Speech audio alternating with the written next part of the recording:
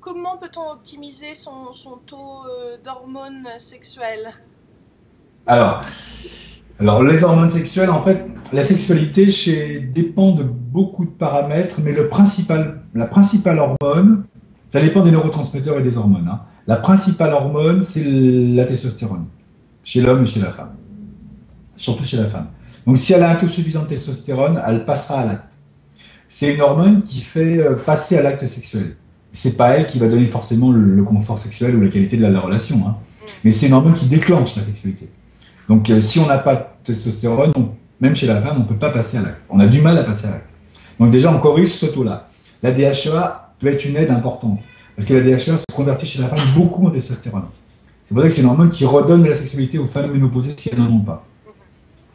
Mais il faut également avoir de l'ocytocine, de la progestérone, tous les neurotransmetteurs comme la dopamine, la sérotonine, le PEA. Tout ça, c'est important pour avoir une sexualité épanouie. Par exemple, les gens qui prennent des antidépresseurs, qui prennent certains antidépresseurs, qui ont trop de sérotonine, n'ont plus de vie sexuelle. Si vous avez trop de sérotonine, ça ne marche pas. Il faut avoir des pulses dans la journée. Il faut avoir des hauts et des bas. La dopamine, c'est pareil. Il faut en avoir, c'est elle qui démarre l'acte sexuel. Et si vous n'avez pas de dopamine, ben vous n'avez pas envie, en fait, hein. Il n'y a pas le starter, quoi. Et puis, il faut aussi avoir, par exemple, l'ocytocine. L'ocytocine, c'est une hormone qui est géniale, qui attache les gens entre eux, sentimentalement. Donc, quand vous avez un acte sexuel qui est accompli, qui est épanoui, ben vous avez l'ocytocine qui monte. Et c'est fait exprès pour vous attacher à votre partenaire. Par exemple, les gens qui ont je sais pas, qui vont se masturber, par exemple, ils vont pas s'accrocher d'ocytocine. C'est fait uniquement pour les gens, pour lier les gens dans le but de faire un enfant. La mère qui accouche, par exemple, au moment où elle accouche, elle sécrète des taux énormes d'ocytocine pour s'attacher à son enfant. C'est une hormone de l'attachement qui vient avec les caresses. Si vous caressez votre partenaire aussi, il vous caresse, ça fait monter l'ocytocine. Vous voyez. Donc la sexualité, ça dépend de.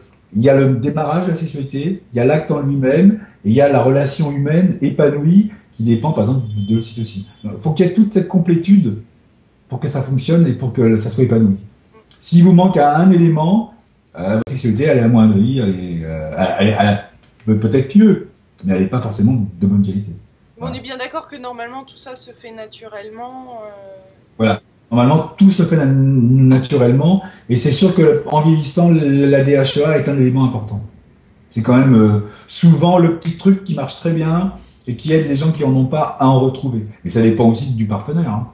Ça dépend aussi du désir, etc. C'est comme les gens qui. Alors on peut aider les hommes, par exemple, avec des médicaments comme le Viagra ou le Cialis, des choses comme ça. Mais si, pareil, s'il n'y a pas le désir, ça marche pas non plus, hein. Parce que vous êtes Ils pour peuvent le prendre une. Viagra?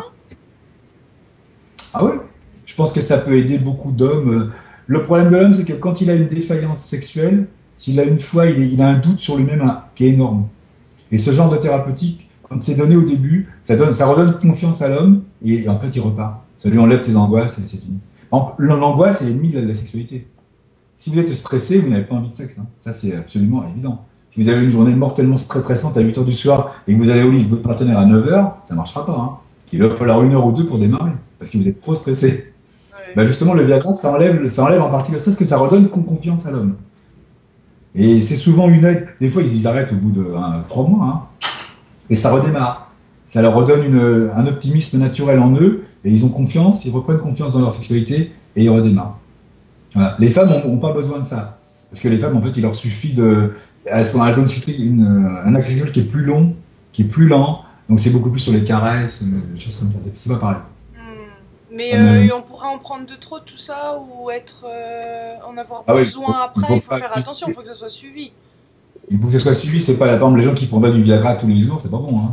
Ça peut être très mauvais pour l'œil, ça peut provoquer des accidents vasculaires, enfin Ouais. c'est pas tout le monde qui peut en prendre, c'est pareil, hein. Il faut Non, mais ça chercher doit donner envie de continuer, je sais pas, de vouloir Ah continuer. oui, ah bah c'est clair. Et après, on peut en prendre par exemple, des toutes petites doses et ça marche encore, hein. Ouais. Les gens, certains peuvent prendre du Cialis à toute petite dose. Il y a des études qui sortent maintenant. Des doses minuscules tous les jours sont plus efficaces que des doses importantes ponctuellement. D'accord. Donc on peut entretenir sa sexualité, comme on entretient une voiture, ça. Mais il s'agit d'avoir une bonne alimentation, de ne pas fumer, hein. Si vous fumez, vous bouchez vos artères, de ne pas boire. Enfin, vous pouvez boire un hiver ou un verre. Mais les gens qui boivent, je sais pas moi, 1 litre, ils ont évidemment une libido qui va tomber très rapidement, hein. Ils feront pas ça pendant 10 ans avec l'acte sexuel, ça marchera pas, hein. Ouais. Parce qu'il y a eu quelques crises cardiaques aussi qui ont été engendrées par ce Viagra, non? Des Ouais, prises de Viagra. mais oui, mais on ne sait pas les doses que les gens ont pris. Hein. Hein, c'est ça le problème, c'est que des gens qui ont pris. Les gens s'automédiquent avec ça, hein, sur Internet et partout. Hein. Donc le gars, il va prendre peut-être 4 comprimés de Viagra, je sais pas moi, au Cialis, hein, alors qu'il a besoin d'un demi-comprimé. Et c'est évident qu'il va se provoquer un accident, quoi. Hein. Donc, c'est toujours le problème de l'automédication dont on parlait tout à l'heure. Hein, c'est que l'automédication, c'est bon. D'où votre livre, Voilà. le guide de la médecine. La médication, c'est bien, l'automédication, c'est pas bien du tout. Hein. Ouais, faut savoir ce qu'on fait. Il faut un encadrement par des gens qui connaissent les dangers et les avantages des médicaments pour équilibrer ça par rapport à l'être humain. Chacun est différent de son voisin. Donc les gens, certains auront besoin, d'autres pas besoin, d'autres une petite dose, d'autres une fois par semaine, c'est tout, etc.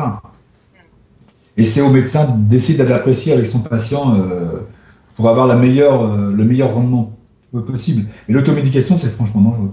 Parce que les médicaments sont de plus en plus puissants maintenant. Donc plus ils sont puissants, plus l'automédication peut être dangereuse. Plus il y a besoin d'un regard externe pour dire oui, non, on peut-être, voilà. Ça, c'est important. Je pense que c'est important. Pour qu'on reste en bonne santé. Qu'on reste en forme.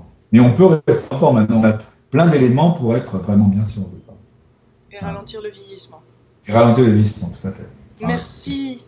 Merci voilà. beaucoup. Au revoir. Merci. Au revoir, Claude Dalle.